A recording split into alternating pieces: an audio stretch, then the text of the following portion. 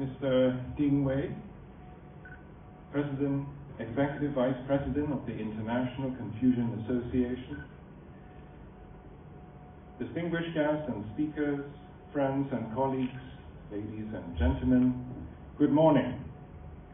It's my pleasure and honor to co-host the Harmony and Cooperation Civilization Forum in collaboration with the International Confucian Association, Chinese People's Association for Friendship with Foreign Countries, and Shanghai Jiao Tong University. The Harmony and Cooperation Civilization Forum is a renowned international event organized annually by the International Confucian Association since 2020. In today's world of geopolitical uncertainties, this forum's aim of promoting intercultural dialogue and mutual understanding is highly relevant. The theme this year, Diverse Civilizations and Modernization, highlights the plurality of civilizations and cultures, as well as the disparate and complex forms of modernization in the world today.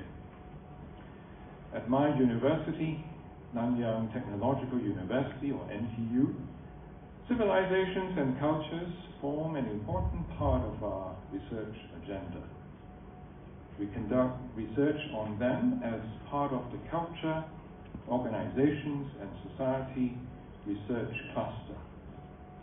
We recognize the importance of diverse cultural forms and the many ways that societies invest in culture-based research through their education systems. Through this research cluster, we seek to reinforce Singapore's commitment in promoting religious and racial harmony, as well as equal respect for all traditions, whilst establishing a unique Singapore identity. An important program of this research cluster is the ongoing work of our Chinese Heritage Center, Hua Yi Guang, which aims to advance knowledge and understanding of ethnic Chinese communities in different parts of the world.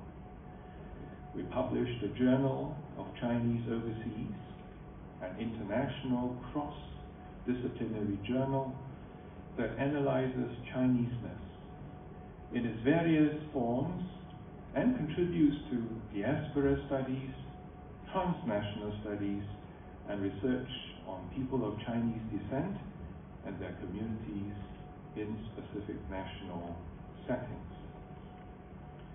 At NTU, we aim to make research relevant to our society. So researchers at NTU's Confucius Institute publish books on literature, art, language, and cultures to encourage the continuous learning of Chinese language and culture. It also conducts regular public courses and workshops on topics such as business Chinese, Chinese phonetics, and Chinese ink painting. This forum is a key platform in promoting harmony and balance, not only between cultures, but also between societies and nature. Harmony and balance are key to sustainability, which is one of humanity's grand challenges. Sustainability impacts everyone, and it requires ambitious and effective solutions. So as an internationally leading research-intensive university, NTU aims to mitigate the environmental, social, and economic challenges of building a sustainable world. If you haven't been to NTU, may I invite you to visit our campus. We have not just the most beautiful campus in Singapore, but also the greenest. Just 3 months ago, NTU officially opened our 8th certified zero energy building, named Gaia, after the Greek Earth Goddess, the 6-story building is the largest wooden building in Asia. Today, there are 16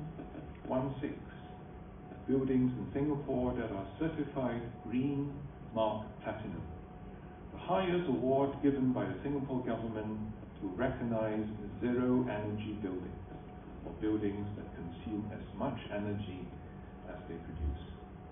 Of these 16 zero-energy buildings, half of them are located on NTU grounds, including the iconic Hive, or Xiaolongbao. To continue our commitment, NTU announced its Sustainability Manifesto in October 2021, which charts a 15-year agenda. Together with 7 multinational companies, NTU aims to halve its carbon emissions by 2035. NTU also seeks to promote the principles of the SDG, United Nations Sustainable Development Goals, across the pillars of education, research, innovation, and community. Next, may I take this opportunity to reaffirm our long-standing collaboration with Shanghai Jiaoda, which is also a co-organizer of this forum. In 2002, together with Shanghai Jiaoda, we started our joint Nanyang Executive MBA program, which is one of the first Sino-Foreign cooperative education programs approved by the Ministry of Education of China. Now, in its 21st year, it is hugely successful and impactful. Last year, we launched the NTU Shanghai Jiaoda joint PhD program to provide students with an opportunity to study in an interdisciplinary, international, and multicultural environment with research topics covering the fields of science, engineering, management, computing, and social sciences. I believe our working relationship will grow from strength to strength and cover even more areas with frequent exchanges and visits. Next, please allow me to speak personally on the forum's theme of diverse civilizations and modernization. My late father, Professor Ong Ti-Wang, Weng Shihua, was an expert on Chinese literature. His specialties were Chu Ci and Chinese grammatology, Wen Zi Xue. Like members of the Chinese diaspora, he was constantly crossing cultures in his life. He was born and brought up in Hainan. My father left China for Malaysia first, before settling down in Singapore to attend Nanyang University, the first and only Chinese university in Southeast Asia in 1955. At Nanyang University, my father worked as a teaching assistant and later lecturer in Chinese studies. He researched on not just Chinese literature, but also the Southeast Asian Hainan community as he conducted extensive field work in Sabah, Sarawak, and Brunei. Later, he went abroad to England to complete his master's at the University of Durham, where he worked on Shang and Zhou artifacts. So to me and my family, his life was a bridge that connected cultures, both Chinese and English. Although he was a professor of Chinese literature, he was effectively bilingual, and he made his children speak to him in English. We spoke to our mother in Mandarin. On weekends, he would take us to see Hong Kong martial art movies, and then go to a Western meal prepared by a Hainanese chef who used to work for the British Army. This was a weekend treat that my brother and I looked forward to as kids growing up in Singapore in the 1970s. So to conclude, I would like to thank the International Confucian Association, Chinese People's Association for Friendship with Foreign Countries, and Shanghai Jiaoda for the wonderful opportunity to collaborate and making this event possible.